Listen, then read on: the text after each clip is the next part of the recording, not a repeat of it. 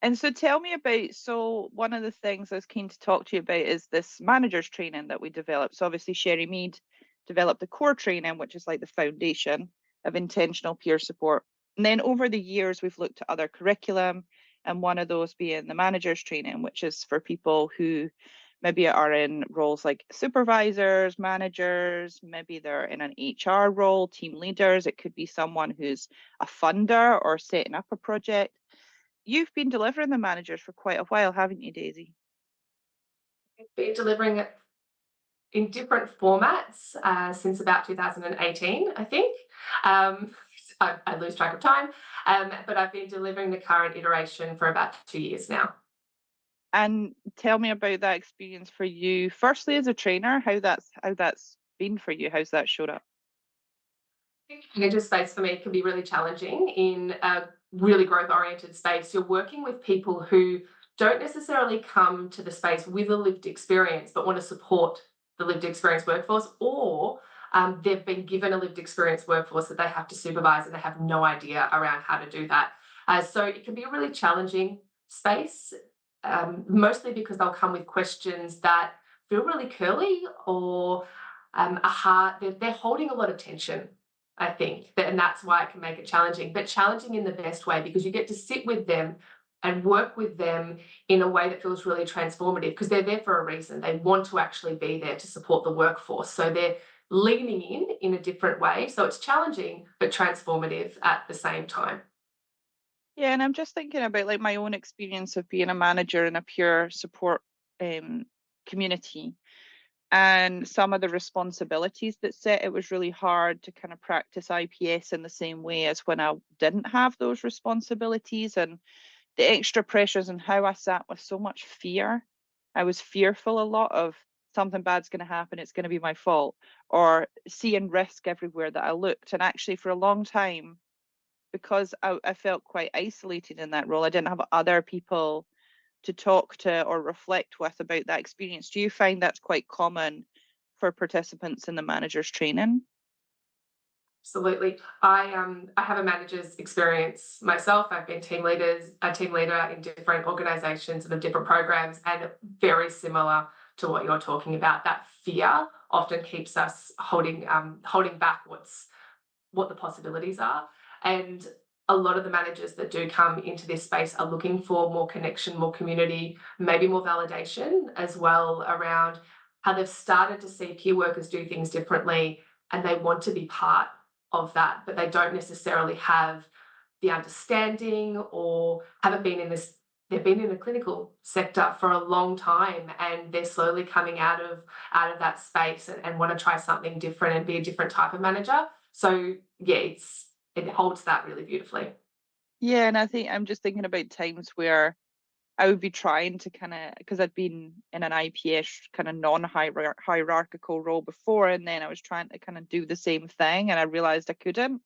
Actually, something like a disciplinary process came up, and I'm like, oh, how am I going to be do mutuality in this space? It's like, wow, okay, this is so hard.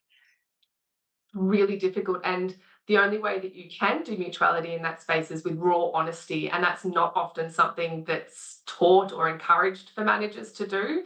And we do in the managers training. Like, how can we lean back into our own stuff to be a better supervisor, better manager, lead with that vulnerability? Because if they lead with the vulnerability, the peer workers are going to feel more supported to be able to speak their truth and talk to the things that are going on for them and help explore their own untold stories.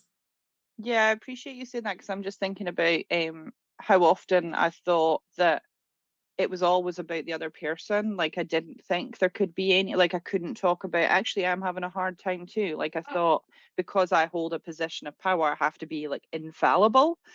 And I carried a lot of that for a long time. And I realize now when I look back, it probably wasn't helpful to my relationships in my workplace to be like having to pretend like I've got this, I'm good, you know, it wasn't useful instead of saying, yeah, this is hard. What are we going to do about it? And, Yeah. I'm wondering what are some of the conversations that you see in the managers training around that? Oh, I feel like the whole training is geared towards that, but there's a lot of fear as you said, and there's a lot of people holding back. The managers training is only 2 days, so we don't go deep into that practice. But we do encourage people who do have lived experience in the future, if they'd like to come along to a core training and deepen that practice. But in terms of just holding that tension, that vulnerability, we talk to how do we make our workplaces much more intentional around lived experience workforce so that peer workers know that their managers are going to come in and lead with that vulnerability. They're going to talk about the stuff that's going on for them too. And hopefully they're going to model a bit more of that peer work practice. So it encourages peer workers to be able to do the same thing, like lead in that space. Or if they don't get it, instead of feeling like they have to hold on to this position of power and being the expert, that they can name that and they say, actually, I don't understand peer work. I don't understand what's going on for you. I don't have the answers, and that's absolutely okay. And I think the managers training really tries to give people permission to do that. They don't have to be an expert. I see leadership in that space as being a guide, facilitating different conversations. They don't need to hold power in that Mm. same way. Yeah, and I appreciate that in the curriculum there is space for conversations around like how do I hold power in this space? How do Mhm. I share power? Because Mm. there's not many spaces that I've found where we can actually dive into conversations around that when we're maybe in a role where we've got responsibility and power, because power is not always bad, right? Sometimes power can be used for good, like activism. And sometimes we think, I Absolutely. hold power, that's bad, power's bad, instead of actually, how do I want to hold this? Giving people the opportunity to think, how do I want to hold power? And how can I walk alongside and be with this group of people in a different way? Is it can be absolutely transformative. We talk about privilege and oppression, marginalization within the curriculum. We talk about power, and we talk about giving people an opportunity to think like, what type of peer work do I want to be supporting? What does mutuality really look like in a workplace, and how can they use their privilege and their power to help transform those workplaces? It shouldn't always be up to the peer workers to do that systemic social change work. They're doing it just by being peer workers, and in every relationship that they have, what opportunity do managers have to be able to do that work, to influence change, to have the conversation with executives, with other stakeholders in the system, so that we can make more space for peer workers to thrive. Yeah, and I really appreciate you touching on the social change piece, because to me that's always been the difference between IPS and maybe other peer support trainings, is that this wasn't just created in a boardroom for the benefit of the create making lots of good peer workers. It was built, it grew out of a movement. And so with that, the purpose and intention has always been, well, what's going to change? What's the direction? What's the movement that we're on? And what will that look like? And I just wonder with the managers training in particular, what is the potential social change that can come with being part of that? Social change for managers can be quite huge. When you're in a position of power, you have more opportunities to make influence. We have seen, like in Australia, in Victoria, where I'm from in particular, um, the Royal Commission into Mental Health, and we now have, different organisations have funding for lived experience, run, led, designed services. We have, carer connect centres, and they're all staffed by carers. We have locals, and the peer workforce is huge, and like that's very specific to Australian context, and I understand that, but I think that that kind of social change only happens when we bring other people along for the journey and we don't silo different experiences. And managers training gives people, the managers and allies, the opportunity to come together with the peer workforce and work for social change collectively. I think when you attend managers training, that is activism, because you're making a really intentional choice to do something that is different from the status quo and support an emerging workforce and practice.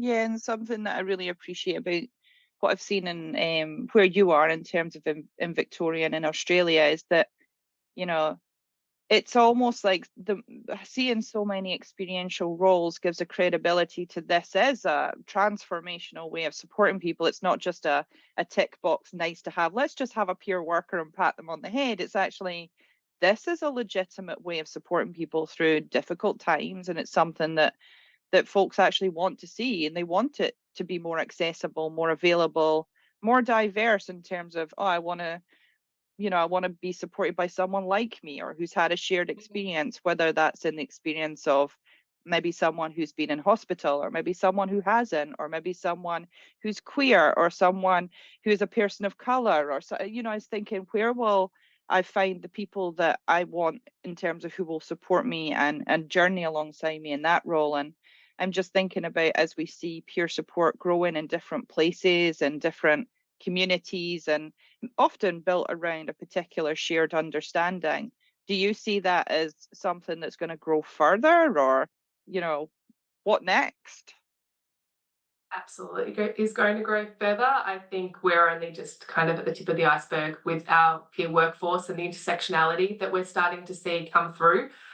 We talk about intersectionality when we're delivering this. We also talk about peer drift. So when you were talking before around people actually getting an opportunity to connect with people who had similar experiences, but not even necessarily similar experiences, but they understand grief, they understand pain and loss and trauma and what it's like to be isolated, for instance, or really happy and energized. That they're given the opportunity to do that in a way where they're not being pushed or being put in places where the clinical lens is so extreme that they start drifting into that practice. And the managers training really talks to that peer drift. Like, how do we get peers to be able to be peers and do that in a way that maintains a truth to their practice and their way, and a real alternative to the clinical lens? Not to say clinical is bad, but people deserve options. And that's what we're asking managers to do, is hold that tension and say, hey, let peer workers be peer workers, and these are some of the ways in which you can support that. Yeah, and I love how conversations around peer drift can really help the Mm. fidelity piece, like actually allowing peers to work in a peer way and not get sucked into, because it's hard, like actually, you want to be accepted in a team. You want to be like, look, I'm doing really well, especially when you're new. And so that can be this temptation to just to do all of the things instead of go, actually, that's your role, this is mine, and have some clarity around that. Role clarity, hiring, thinking about what type of peer work do we really want within our organisation. We talk about all of those. We talk about a lot in 2 days. But there was a point that you made and it's dropped out of my head. I apologise. No, it's gone. It's gone. And I'm just thinking about what you were saying around, so even with, I'm thinking about, the manager's training almost is like, it's not thinking you're going to learn everything in 2 days that you need to know, but I'm coming back to thinking about what you said around meeting other people who maybe are in similar roles, creating a space where you can have conversations around how this is difficult. It's almost like creating a little co-reflective community for people who are in those kind of roles, which is unique to them with some of the responsibility they carry. And it's almost like the start then, isn't it? And then you'll go back. I'm just thinking about how we learn something, we'll go and try and practice it, and then we'll go, oh wow, this is actually quite hard. I need a place to come back and reflect with. And I think about, those spaces where you might have met people in the training, those are a community that you might go back and have like co-reflection spaces with too. Absolutely. I had a conversation with a colleague from another organisation recently, and I delivered a manager's training to a group of their leaders and HR people and all sorts of roles within the organisation. And they were talking about how, kind of since that time, they're being asked more questions. People are going to one another, and instead of just doing the status quo, they're questioning things. What would this look like? How could we maintain fidelity in this space? How do we hire peer workers? What do we want? What's your opinion? Is this peer work? And actually asking the questions of some of the lived experience leaders in the organisation. They feel like they've got the permission to do that now, but they also have the opportunity to talk to one another and to talk about the tension. I think we have to talk about the tensions. Uh, that we can't create social change, and if we're not talking about those tensions. There's a huge amount of tensions in our workforce, and the managers training gives them an opportunity to kind of unpack those to an extent, but it plants the seed for them to continuously unpack them and gives them permission to go, I don't just have to sit with this tension, I can question it Yeah. and see what the other possibilities might be. Yeah, thanks, Daisy. And so before we finish up, I just wondered, is there anything else you wanted to add or share around, the impact of a manager's training? Should somebody be in this position where they're thinking, is this for me? Because you don't have to have done the core training to sign up to the manager's training. Any thoughts around what you think that somebody might get out of this course? I think they're going to get connection, and that's not just connection to one another, it's connection to the movement and understanding of why and where we're going, where we've come from and where we're going. I feel that they're going to walk away with a much broader understanding of the tensions and the workforce, but also hopefully it will have provided them with the opportunity to look inwards a bit to see, where do I see this going? What's my place in this movement? How can I walk alongside our lived experience, workforce, and culture? And where do we want to be going organisationally or individually into the future? So it starts to plant those seeds of transformation. It's only 2 days, but it's a really wonderful, wonderful training space to be in. Thanks, Daisy. And so the manager's training is available 2 days in person or 4 4-hour sessions online. So there's some options in terms of sometimes I know it's often very hard to squeeze this in if you're in a role where you've got lots of responsibility. So there's some options and flexibility there, isn't there? I've delivered it in person in 2 consecutive days, and I've also delivered the online training 2 sessions a week over 2 weeks and 1 session a week over 4 weeks. And it's been amazing, especially over those 4 week journeys, watching the participants come back and bringing real life examples that have been happening in between each time we've met, and it really has enhanced, I think, what we're all bringing and the willingness to sit in that space together.